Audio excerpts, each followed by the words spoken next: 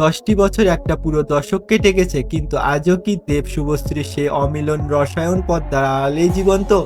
সম্প্রতি এমন একটি গোপন তথ্য আর ভিডিও সামনে এসেছে যা দেখে টলিপাড়ায় তোলপাড় শুরু হয়েছে। সবাই এখন একটাই প্রশ্ন করছেন, তবে কি সব বাধা পেরিয়ে আবারও এক হয়ে যাচ্ছেন টলিউডের এই আইকনিক জুটি? আজকের ভিডিওতে আমরা ফাঁস করতে যাচ্ছি সেই গোপন সত্য যা হয়তো আপনিও কল্পনাও করেননি।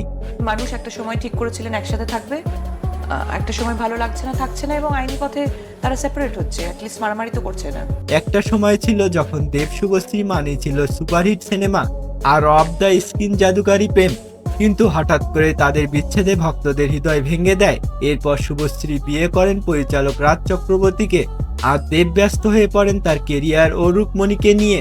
কিন্তু গত কয়েকদিন সোশ্যাল মিডিয়ায় শুরু হয়েছে এমন কিছু ইঙ্গিত পাওয়া যাচ্ছে যা অন্য কিছু আভাস দিচ্ছে। গোপন সূত্রের খবর অনুযায়ী দেবের আগামী একটি বড় প্রজেক্টে বিশেষ করে কোনো কারণে শুভশ্রীর সাথে আলোচনা হয়েছে, আর সেই আলোচনার ভিডিওটি এখন ইন্টারনেটে ভাইরাল হওয়ার অপেক্ষায়।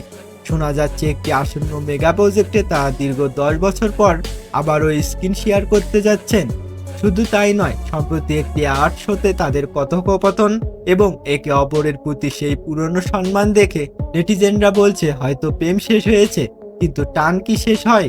অনেকেই মনে করছেন পদ্মার এই পুণ্যমিলন কি তবে বাস্তবেও কোনো নতুন মোড় নেবে? যদিও শুভশ্রী এখন সংসারী, তবুও টলিউডের রাজনীতি আর সম্পর্কের সমীকরণে কোনো এক সময় পাল্টে যেতে পারে। আপনার কি মনে হয় 10 বছর পর দেব আবার শুভশ্রীর সঙ্গে কেমন দেখাবে? রাজা রূপমণি কি তবে সত্যি কোনো বিপদে পড়তে যাচ্ছে? আপনার মতামত অবশ্যই কমেন্ট করে জানান। আর টলিউডের এমন সব এক্সক্লুসিভ খবর পেতে আমাদের চ্যানেলটির সাথেই থাকুন। দেখা হবে পরবর্তী ভিডিও নিয়ে। বিদায় নিচ্ছি এখনকার মতো। সবার জন্য শুভকামনা, ভালো থাকবেন, অনেক অনেক ধন্যবাদ।